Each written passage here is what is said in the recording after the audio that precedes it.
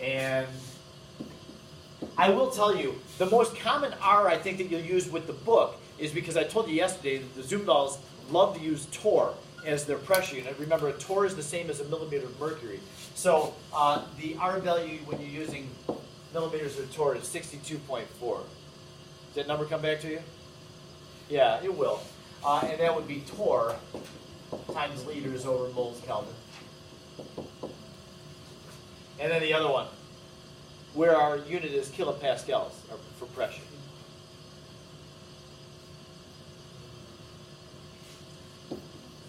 We're a little rusty, that's fine.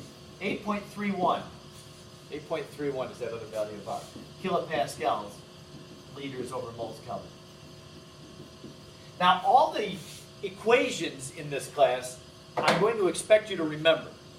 On the AP exam, they give you a list of equations, but I don't want you to take the time to flip through that equation sheet when you're doing the AP exam. So both Mr. Hevel and I, they will require you to memorize the equations, like PV equals nRT. I want you to remember that. There's really not that many equations in each chapter that we do. The values of R, though, I'll give you. I'll have these up on the board the day that we do the quiz. So you'll not memorize these, but I'll always give those to you. Okay? Now with that, we have this relationship. I've changed K into R, and then we have, our good old version of the ideal gas law, PV equals nRT.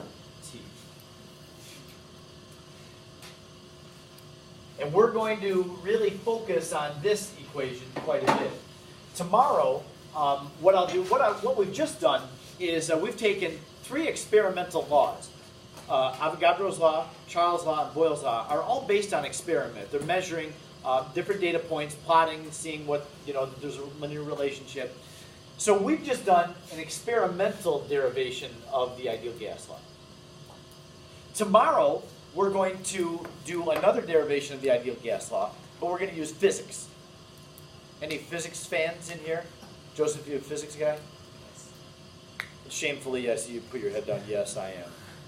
I won't judge you. Anybody else like physics? If you're a big fan of physics, I want you to sit right in the front row tomorrow. It's your day. Okay? Because, we're going to see Newton's law. Maddie, is that you? Front row. There's a spot right there for you tomorrow.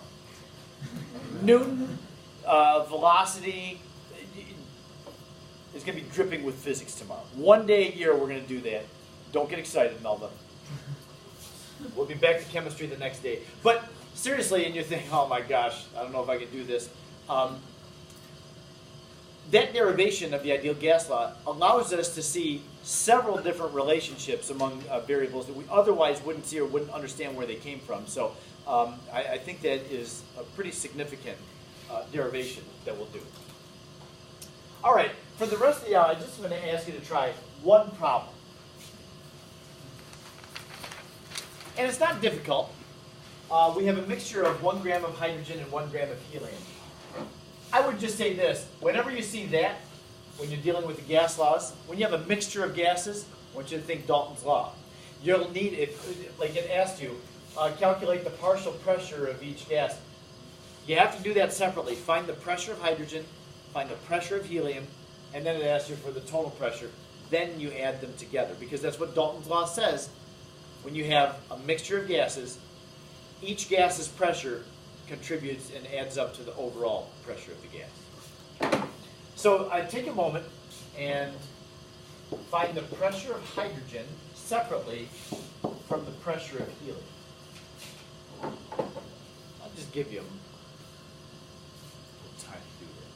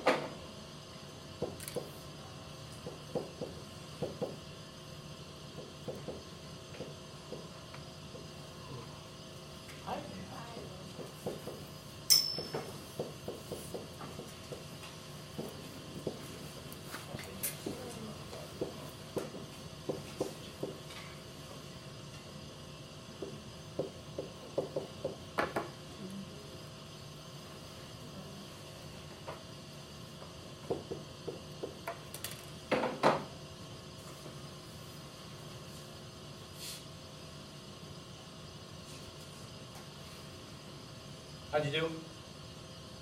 Good? Got those set up? Yeah, those are pretty simple. Just pretty much plug in some numbers. But the thing is, you do have to do the two pressures separately. You can't, I shouldn't say that. How could you put these two together and just to use the ideal gas law once? Anybody have a thought on that? What would you do, Ohm?